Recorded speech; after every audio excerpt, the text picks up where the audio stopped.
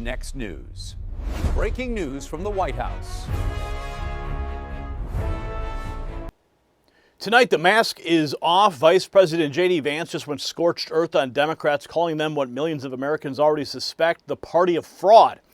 And he didn't stop at talking points. He pointed to billions already uncovered, dead people still getting food stamps, duplicate benefits, and a system so broken that Washington insiders somehow never noticed the cash bleeding out the door. But now, under President Trump, the era of looking away is over. The crackdown's expanding, the arrests are piling up, and one new move from the Justice Department just sent a chilling message to every fraudster in America. Now, this matters to you because every fake benefit, every bogus Medicare bill, every fraudulent payout's your money. It's the tax dollars taken out of paychecks from truck drivers, nurses, farmers, factory workers, small business owners, and families already stretched thin by years of bad policy under the previous administration. When fraud becomes normal, honest Americans pay twice, once in taxes and again through weaker services, higher costs, and less trust in the system. Now, socially, this poisons communities. Programs meant to help vulnerable Americans get hijacked by scammers, corrupt retailers, and organized networks gaming every loophole they can find. Politically, this is a direct test of whether government serves citizens or feeds parasites connected to the establishment. Vance said the Democrats sat on their hands when President Trump asked Washington to put Americans first. That's the heart of the fight. The Trump administration is not trimming around the edges. It's exposing a culture of fraud that was allowed to spread for years, and now the people profiting from it are panicking. And while we're talking about fixing what's broken and getting real results, let me tell you about something that caught my attention for a very personal reason. You've probably seen the clip of Joe Rogan talking with Mel Gibson about people close to them facing serious health struggles. And then Rogan brought up red light-based therapies. Gibson said that playing this stuff works. That hit home for me. In my own life, I watched my wife deal with constant discomfort and anxiety, and it wore on everything. Then I started looking into red light therapy and the work Jonathan Otto has highlighted. The science on cellular support's incredible, and the testimonials are even stronger. If you want to see what so many Americans are talking about, go to myredlight.com. Use NNN25 for 25% off individual items or NNN30 for 30% off bundles. That's myredlight.com. Take a look for yourself today. Now back to the story, because what the Trump administration's uncovering should have every taxpayer paying very close attention. See, this is the twist the media will never touch. It's not a bad office or a bad county or an isolated scam. This is a national web. USDA says more than 1,000 arrests have already been made in a SNAP fraud crackdown, while Agriculture Secretary Brooke Rollins is tightening retailer rules so junk loopholes can no longer pass as nutrition. More meat, more dairy, more real food, fewer games. That's not just reform, that's a system reset, and it's happening fast. JD Vance going hard against the Democrats as the party of fraud. Check this out. D.C. who fight for you, who fight for the people of this district, or who fight for corruption and fraud. Because I'm 41 years old.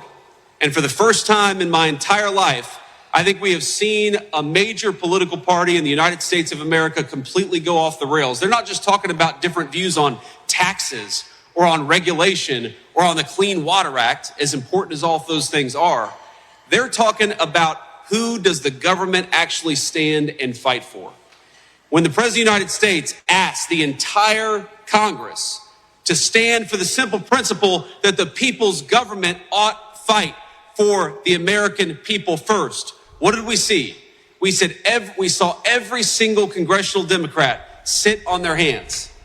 They didn't care about you. They didn't care about the people of this district. They didn't care about the farmers or the factory workers or the people who actually make this country run.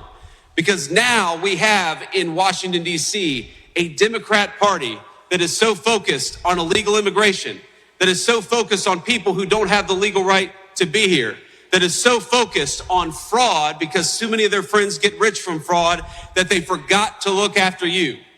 And whatever your political views, whether you're a sensible Republican, independent, or even a sensible Democrat, because I know we got a lot of those in Iowa, not in Washington, D.C. I think that you deserve to have a president of the United States and a congressman like Zach Dunn who fights for you. So he's laid out the case, Democrats protecting fraud, forgetting the people paying the bills. Now we get specifics saying that fraud task force already finding billions, including food stamps, going to 186,000 dead Americans. I'm the leader of the fraud task force in Washington.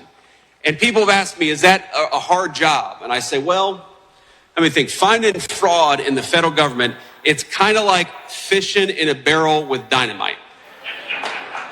Every week, I get a report from the task force. You know, we have our weekly meeting, and I am shocked every single day by the things that we find.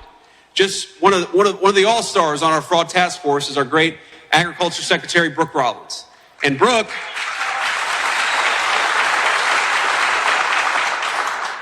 has found out that we've got 355,000 people on SNAP benefits receiving double benefits, that we've got 186,000 dead people getting SNAP benefits, 186,000 dead Americans getting food stamps right now. Now, I know the fake news media is going to say that the big headline from this speech is JD Vance proposes that we take away food stamps. That's what they're going to say. I actually think that we should take food stamps away from dead people. I'm guilty of that. I think that's a reasonable thing. Oh, my goodness. Of course, the media will spin it. The fraud's everywhere. Next, DOJ says a deputy district director for Illinois congressman indicted for allegedly pocketing more than $31,000 in bogus COVID unemployment benefits. This from the National Fraud Enforcement Division. Deputy district director to an Illinois U.S. congressman has been indicted on federal fraud charges, obtaining more than $31,000 in unemployment insurance benefits during COVID. So it's hitting close to political offices. Now the focus shifts to Arizona, where federal prosecutors are rolling out a West Coast strike force. Is there a difference between a strike force and a task force? The idea behind the strike force is bringing a bunch of different federal resources that can sometimes be siloed in different agencies, bringing them all together to focus on a specific problem. Pulling more manpower from Washington, D.C. to focus on Nevada, Northern California, and Arizona. Federal prosecutors consider Arizona the sixth riskiest state for healthcare fraud. We are sixth in the nation for flagged hospice care. Dangerous doctors with those billing practices of only billing the most expensive practices.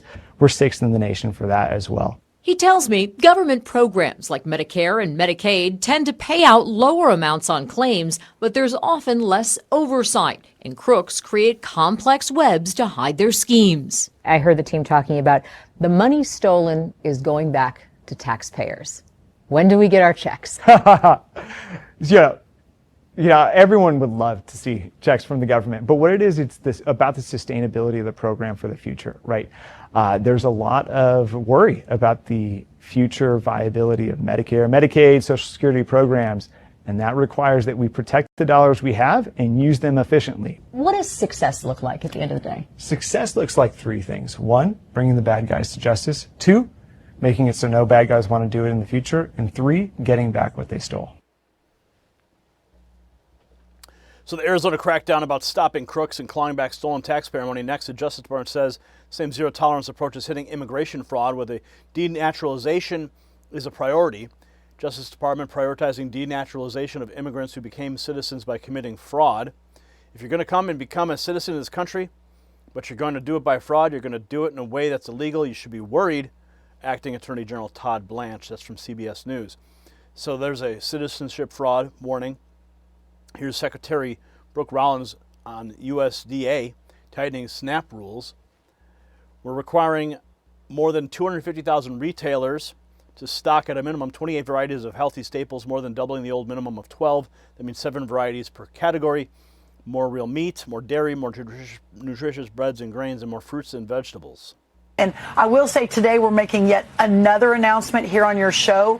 The rule is official today that we are doubling the stocking standards. So we're going to keep holding the retailers accountable as well. What we've talked about so far, Maria, on your show is the people who are receiving the benefits that shouldn't be. But there's also a lot of retailer fraud, the people, the stores that take the EBT cards, the SNAP cards, and we're cracking down on that with a big announcement today for our retailers. So she showed how USDA is going after fraud inside the system.